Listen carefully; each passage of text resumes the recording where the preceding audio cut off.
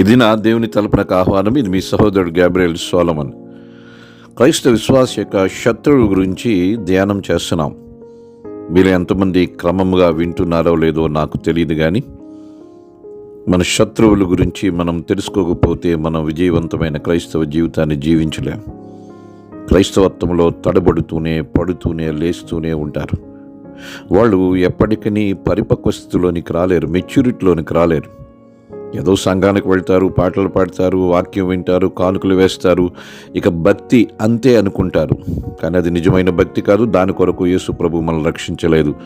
కేవలం దాని కొరకు ఆయన శిలువలో మన కొరకు ప్రాణం పెట్టలేదు. మనము జయ జీవితం కలిగి ఉండాలని, మన శత్రువుల్ని జయించే స్థితికి రావాలని దేవుడు మన నుంచి ఆశిస్తున్నాడు. అసలు శత్రువు ఎవరో గుర్తించకపోతే శత్రువుని ఎలా జయిస్తాము? మొదటి శత్రువు దుర్బోధకుల గురించి చెప్పడం జరిగింది. రెండవ శత్రువు మనం చూసాం, ఆచారములు, సాంప్రదాయములు, కట్టుబాట్లు. మూడవ శత్రువు శరీరేచ్ఛ గురించి ధ్యానం చేస్తూ దీంట్లో 8 రకాలైన శత్రువుల గురించి ఇప్పటికే చెప్పడం జరిగింది.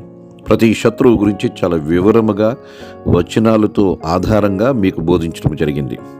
వాటిని దయచేసి మీరు వినకపోతే వినండి, మీ దగ్గర లేకపోతే పొందడానికి ప్రయత్నం చేయండి. మొదటి శత్రువు జారత్వము, రెండవ శత్రువు అపవిత్రత, మూడవ శత్రువు కాముకత్వము, నాలుగవ శత్రువు విగ్రహారాధన, ఐదవది అభిచారము, ఆరవది ద్వేషములు, ఏడవది కలహములు, ఎనిమిదవది మత్సరములు. ఈ రోజున క్రోధముల గురించి నేను మీకు తెలియజేస్తాను. మన శత్రువు క్రోధములు, సడన్ అవుట్బస్ట్ ఆఫ్ యాంగర్ అంటాం. ఇది అకస్మాత్తుగా తీవ్రముగా ఒకరి భావోద్వేగాన్ని, ముఖ్యంగా కోపాన్ని వ్యక్తం చేయడం. ఇది కొన్నిసార్లు అరుపులతో, కొట్టడంలో, వస్తువులను విసిరివేయడంలో హింసాత్మకంగా జరుగుతుంది. కోపము పాపము కాదు చాలా సందర్భాల్లో, కానీ ఎప్పుడైతే కోపము క్రోధమునకు దారితీస్తుంది, uncontrolled anger leads to sudden outburst of anger. ఇది చాలా భయంకరమైనది శరీర క్రియ. ఇది ఒక పాపము. ఇది మనకి శత్రువు. ఆత్మచేత నడిపించబడితేనే కానీ ఈ తీవ్రమైన కోపము, క్రోధం నుంచి మనం బయటపడలేం. ఆదికాండం 4వ అధ్యాయం 3-8 వరకు కయ్యను క్రోధముతో హేబేలుని చంపాడు. సో దీనికి సంబంధించి కొన్ని వచనాలు నేను మీకు చెప్తాను చండి. సామెతల గ్రంథం 14:17, మత్తయి సువార్త 5:22, కొలస్సీయులకు రాసిన పత్రిక 3:8, ఎఫెసీ పత్రిక 4:31, యాకోబు పత్రిక 1వ అధ్యాయం 19-20లో మనం చూస్తాము. మనము ఎప్పుడు కోపగించుటకు నిదానించాలంట, మాట్లాడటకు నిదానించాలంట, వినడానికి వేగిరపడాలంట. కోపం వల్ల వచ్చే నష్టం ఏంటి? లేక ఈ క్రోధం వల్ల వచ్చే నష్టం ఏమిటి? ఇది దేవునితో సహవాసాన్ని దెబ్బతీస్తుంది. ఎందుకంటే ఇది శరీరేచ్ఛ, ఇది శరీరక్రియ, ఇది మనకి దేవునికి శత్రువు. రెండవది కుటుంబాలని, సంఘాలని, సమాజాన్ని విడదీస్తుంది. మూడవది వ్యక్తిగతంగా వ్యక్తి మనశ్శాంతి కోల్పోతాడు, అసహనంతో నింపుపడతాడు, వ్యక్తి అవివేకిగా మారుతాడు, మానసికంగా కృంగిపోతాడు. సో ఈ క్రోధం వల్ల ఈ తీవ్రమైన నష్టాలు ఉన్నాయి. ఆధ్యాత్మిక జీవితంలో ఈ క్రోధము దేవునికి దూరం చేస్తుంది, సహవాసానికి దూరం చేస్తుంది. ఏదో మందిరంలో కూర్చోవచ్చు, లేకపోతే వాక్యం వినొచ్చు, కానీ ఈ తీవ్రమైన క్రోధము మనిషిని పూర్తిగా దేవునికి దూరం చేస్తుంది, తోటి సహోదరులకు దూరం చేస్తుంది. సహవాసంలో కూర్చోవచ్చేమో కానీ they will not be having true fellowship with his brothers and sisters. దేవుడు కూడా ఉగ్రతను చూపిస్తాడు. అయితే దేవుని ఉగ్రత న్యాయపరమైంది, పరిశుద్ధమైంది. అది పాపమును బట్టి ఆయన వ్యక్తం చేసేది. మన కోపం సాధారణంగా స్వార్థపూరితమైంది. మన క్రోధాలు గర్వాన్ని బట్టి, సహనాన్ని కోల్పోవడం బట్టి వస్తుంది. మన క్రోధం ఎప్పుడు సాధారణంగా గర్వంతోనే ఉంటుంది. ఇది సెల్ఫిష్ యాంబిషన్ వల్లనే కలుగుతుంది. ఇదేదో స్వార్థంతోనే మనం ఇతరులని డామినేట్ చేయడానికి మన క్రోధాలు, కోపాలు ఉంటాయి. అందుకని ఈ మాటని మీరు అర్థం చేసుకోవాలి. క్రోధమును ఎలాగో మనం కంట్రోల్ చేసుకోవాలి?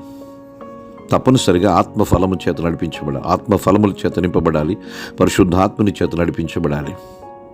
ఎందుకంటే ఇది ప్రతి విశ్వాసికి చాలా ముఖ్యమైనది. ఇది నా స్వభావము, నేను ఇలాగే ఉంటాను అంటే వాళ్ళు రక్షణ పొందలేదు. వారు శరీర క్రియలతోనే ఉన్నారు. శరీరేచ్ఛను వాళ్ళు జయించలేకపోతున్నారు. వారు అపవాది సంబంధీకులుగా ఉంటారు. వాళ్ళు సరైన పరిపక్వ స్థాయిలోనికి రాలేరు. అందుకని కంట్రోల్ చేసుకోవాలి. దేవుని దగ్గరికి వెళ్ళి ప్రార్థన చేయాలి, దేవుని సహాయాన్ని కోరాలి. రెండవది, క్రోధము నుంచి మనము బయటపడాలంటే ఇతరులను మనకంటే ఎక్కువగా భావించి వారిని గౌరవించాలి. When you consider others as more respectable than you and when you start giving respect to others, surely you will have control over your anger. Sudden outburst నుంచి మీరు బయటకు వస్తారు. గర్వం నుంచి తప్పించుకోవాలి. వాళ్ళకి నేను లొంగేది ఏంటి, వారు చెప్తే నేను వినడం ఏంటి అని ఒక రకమైన గర్వము అతిశయము కూడా ఈ క్రోధానికి దారితీస్తుంది. గర్వము నుంచి బయటపడాలి. ఇతరుల్ని మనకంటే ఎక్కువగా లేక గౌరవించాలి. అప్పుడే క్రోధం నుంచి బయటపడగలము. ఇది రెండవది.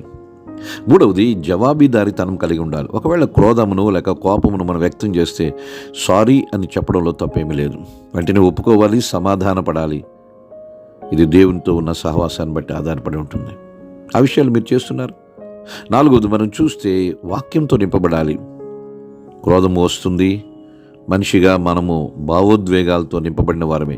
ఎమోషన్స్ అనేవి ప్రతి మనిషిలో ఉంటాయి. కానీ ఎమోషన్స్ని స్వాధీనము చేసుకోవడంలోనే విశ్వాసకి అవిశ్వాసకి తేడా ఉంది.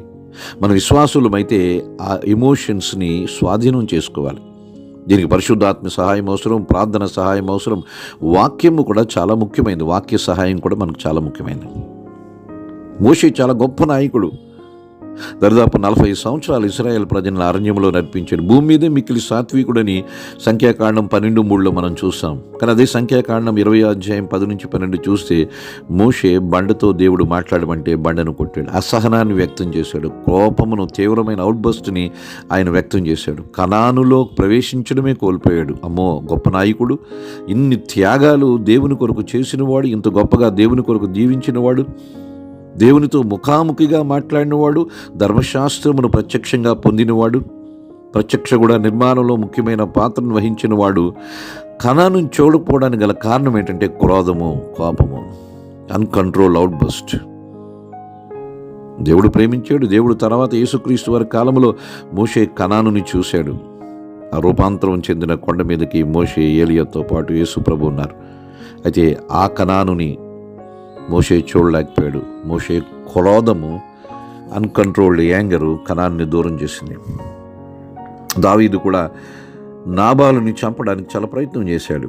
1 సమూయేలు గ్రంథం 25:22 చూస్తే అబిగయేలు, నాబాలు భార్య, కొంత దావీదుని బ్రతిమలాడింది. స్నేహితులారా, మరి ఈ సడన్ అవుట్బస్ట్ క్రోధం అనేది ఉంటుంది.